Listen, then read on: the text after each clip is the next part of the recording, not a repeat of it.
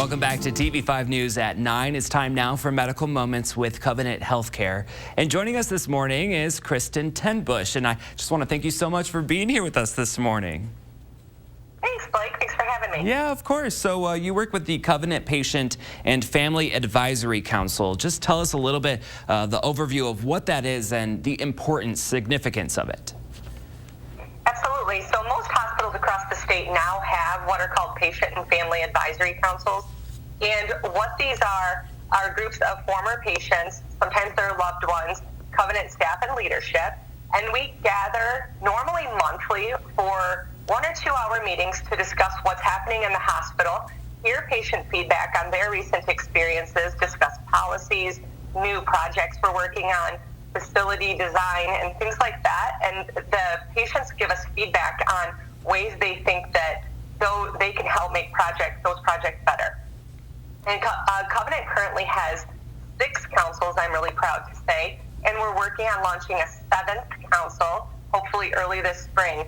And due to the pandemic, it's been really difficult for us to stay connected with our patients through these councils, but I'm really proud to say, too, that we have been meeting virtually in most of our meetings, and it's been going really well. They've helped us through a lot of this instrumental communication that we've been doing with our community about the pandemic, the vaccine clinics, and giving us feedback on ways we can communicate even better. So it's been an interesting year, but we're still working hard to start our 7th council at Covenant, and we're really proud of this work. That's awesome. 7 councils. That's amazing. Now that you said that, are those councils different for different areas of care? Yeah, that's a great question. We actually began about 5 years ago. We have an executive patient and family advisory council. And then what we ended up doing was creating councils specific to service lines.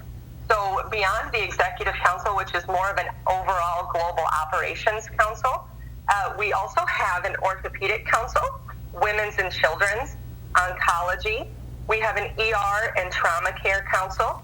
We have a council for our physician offices and oncology. And then we're also working to recruit a cardiology council right now. Awesome. Okay, so that's pretty cool. Can you tell us exactly how this service has really impacted, you said the pandemic, kind of being a strange year. What impact has the council had? So these are our patients. So they've had loved ones impacted by COVID-19. They've been impacted by our visitor restrictions. They help us with that communication that we're putting out. They review it before it goes out sometimes. So they've given us feedback on ways that we could do better with these different avenues. We also have to work really hard on technology and connecting patients and families through video chats. So they've reviewed new platforms that we've brought to our patients before we've launched them. And they've told us ways that we could improve that communication so that when we launch it, it's the best it can possibly be. Yeah. So it's been a really interesting year. We're hopeful that we're able to meet in person again someday soon. But for now, the meetings are virtual, and we're actually recruiting for each of these councils right now.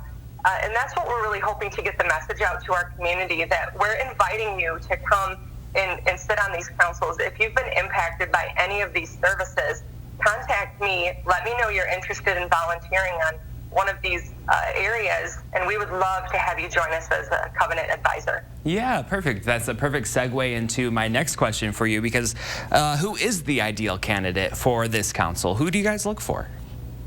So an ideal candidate is someone who has had an experience with us in the past couple of years. That keeps their experience fresh in their mind. We are always improving and doing things better for our patients. So a recent experience is helpful. Somebody who can give us feedback, both positive and ways that we can improve. So somebody who can help us make change.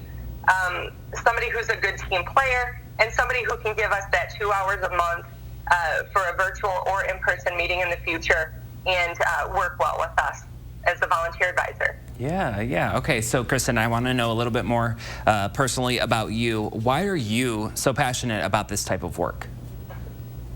Well, I've been doing this type of work for over a decade now, and it has always been my goal to engage patients in everything we do in the healthcare setting.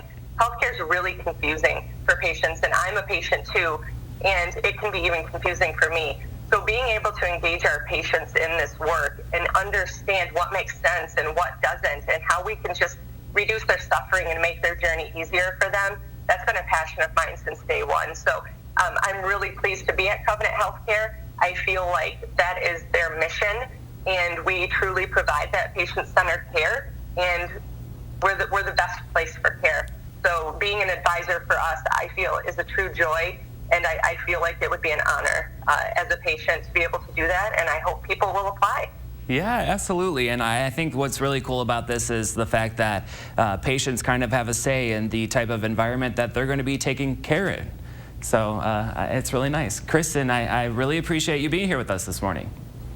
Absolutely. I hope patients will go to covenanthealthcare.com/PFAC and get out there and apply. And thank you for having me today, Blake. Yes, of course. Absolutely. Of course, if you didn't catch that link, if you need any additional information on today's topic, just head over to the hot links section of WNEM.com.